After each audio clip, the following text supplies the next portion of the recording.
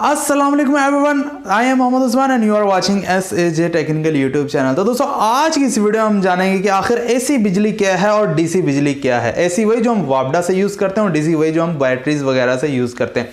और आखिर current, voltage और बिजली में क्या फ़र्क है। अक्सर आप सुनते हैं कि जनाब ये चीज़ फलां एम्पेयर और इतने वोल्ट की है और ये इतनी बिजली लेगी, तो आखिर इन चीज़ों में फ़र्क क्या है। तो आज की ये वीडियो बहुत ही इंटरेस्टिंग होने वाली है। तो दोस्तों इसलिए आपसे रिक्वेस्ट है कि वीडियो को पूरा देखिएगा और दरमियान से आपने स्किप नहीं करना। तो चलिए दोस्तों वीडियो को शुरू करते हैं। तो वीडियो को शुरू करने से पहले हमेशा की तरह आपसे गुजारिश है, अगर आप इस चैनल पर नए हैं और आप इलेक्ट्रिक और सोलर टेक्नोलॉजीज के रिलेटेड ऑथेंटिक इन्फॉर्मेशन चाहते हैं तो आप इस चैनल को लाजमी सब्सक्राइब कीजिएगा और साथ में बेल आइकन को लाजमी प्रेस कीजिएगा, क्योंकि दोस्तों इस चैनल पर इलेक्ट्रिक और सोलर के रिलेटेड जो वीडियोस है ऑथेंटिक इन्फॉर्मेशन के साथ अपलोड होती रहती हैं। तो चलिए दोस्तों बात कर लेते हैं आखिर AC क्या है और DC क्या है।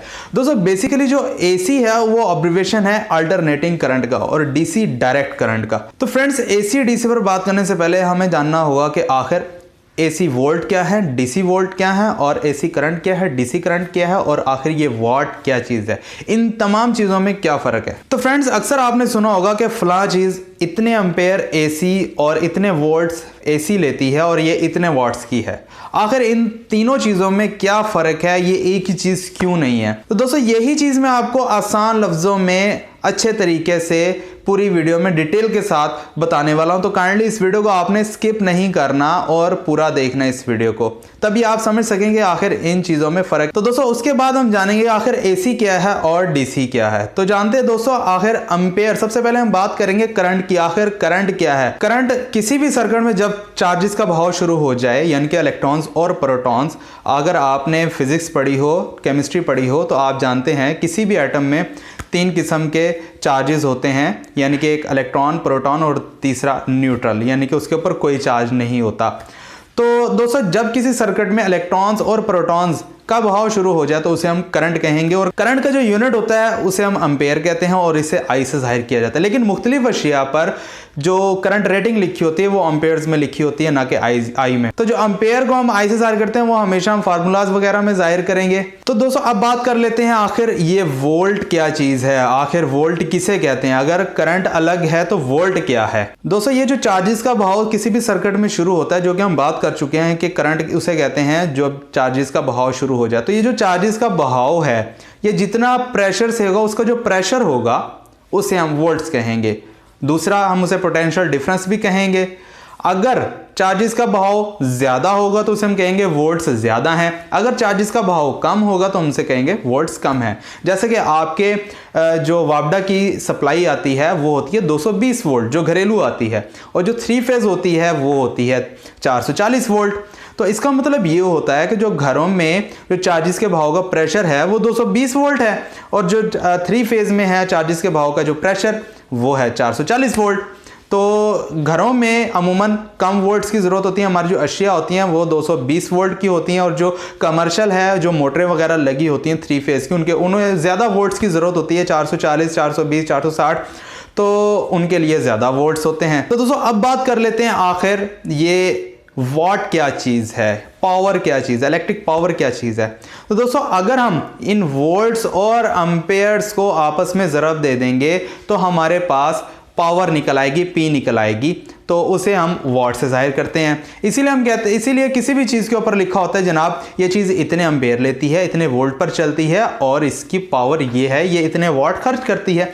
यानी कि फ़र्ज़ कर लें अगर आपके घर में कोई मोटर लगी हुई है पानी वाली, तो वो कंज्यूम करती है 3 एम्पेयर और आपके घर में जो वोल्ट्स आते हैं वो हैं 220 वोल्ट।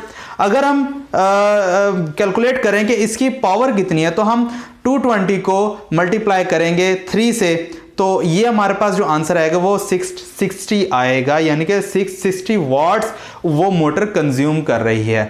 तो इसीलिए जो पावर का फार्मूला है वो है P = V ज़रब I। ये होगा हमेशा DC में।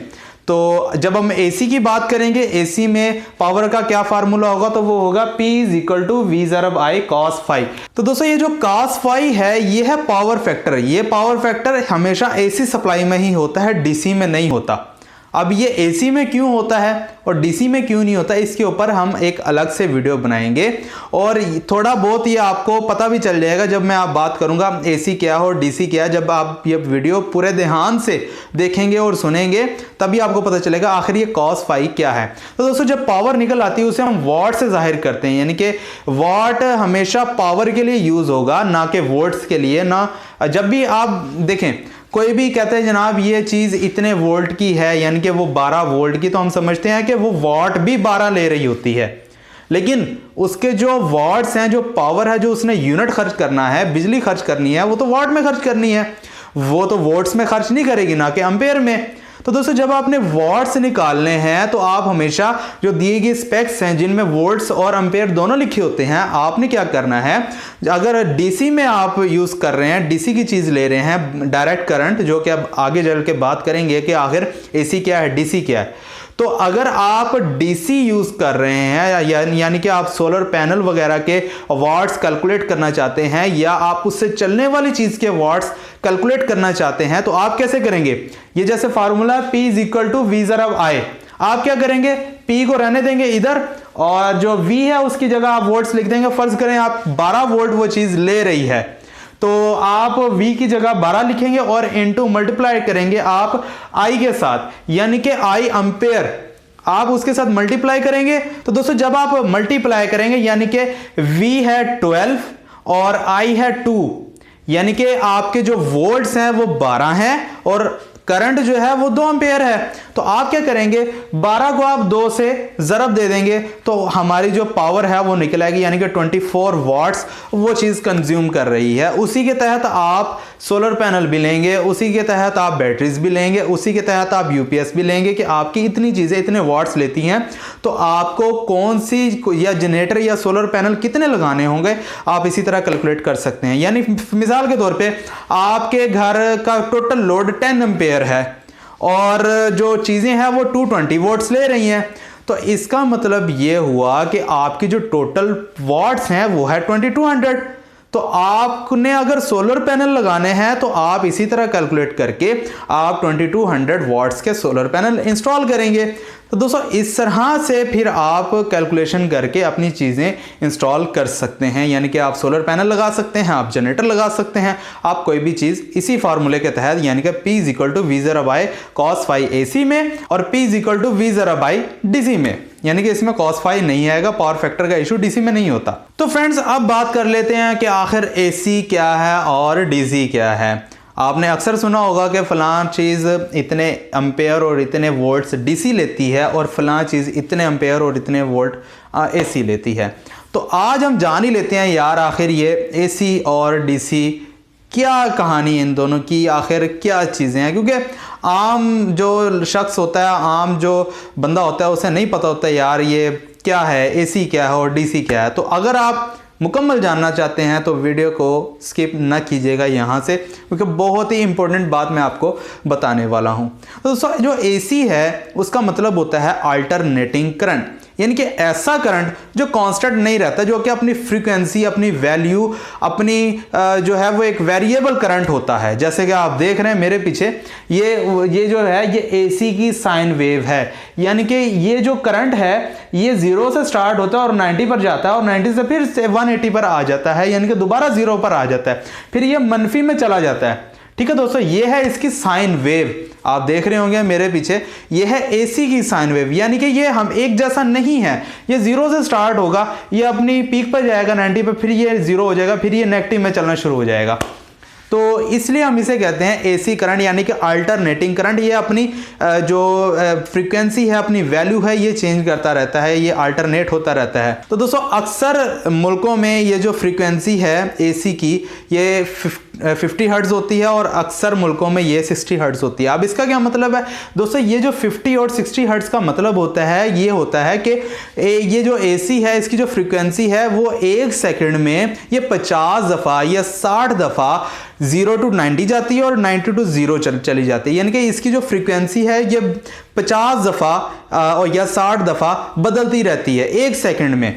ठीक है दोस्तों, तो ये तो हो गई है एसी। अब बात कर लेते हैं डीसी क्या है। दोस्तों जो डीसी होती है ये डायरेक्ट करंट होती है, ये ना फैलती है ना सिकुड़ती है, ये वेरिएबल नहीं होती, ये कांस्टेंट एक करंट होती है। यानी कि जिसे आप देख रहे हैं ये डायरेक्ट करंट का ग्राफ है, जैसे ये आप देख रहे हैं। इसमें होगा क्या जनाब, एक पॉजिटिव की लाइन है और ये नेगेटिव की डॉटेड में आप देख रहे हैं, यानी कि पॉजिटिव की भी सीधी है और नेगेटिव की भी बिल्कुल सीधी है। तो ये वेरिएबल नहीं होगी, ये एक ही लाइन में इसकी करंट होगी, इसका जो ग्राफ है वो हमेशा सीधा ही जाएगा, तो इसीलिए हम इसे डायरेक्ट करंट कहते हैं। और तो दोस्तों अब बात कर लेते हैं कि आखिर एसी कहां से और कैसे हासिल की जाती है और डीसी कहां से और कैसे हासिल की जाती है।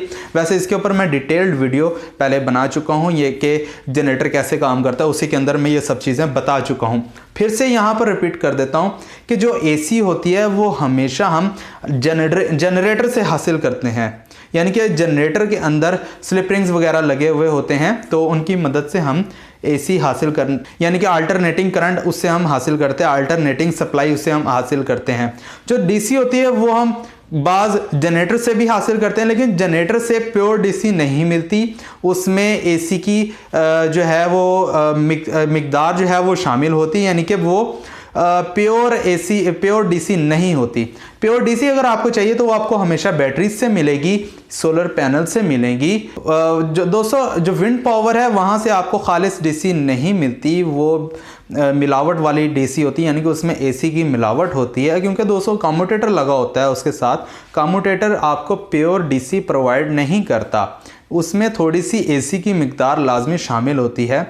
तो उसका ग्राफ आप मेरे पीछे देख रहे हैं, ये प्योर डीसी नहीं है, ये है, ये देखें, ये नीचे नेगेटिव की लाइन है, ये पॉजिटिव, ये देखें, ये इस तरह फ्लक्चुएट डीसी कर रही है। लेकिन ये है कि इसके अंदर वो एसी वाली चीज़ नहीं, यानी कि यहाँ से ये जो इसका ग्राफ है 0 पे तो आ गया है, लेकिन ये दोबारा से यहाँ से 90 पर दोबारा से चला जाता है और ये नेगेटिव में नहीं जाता, नेगेटिव की ये नीचे लाइन है इसकी।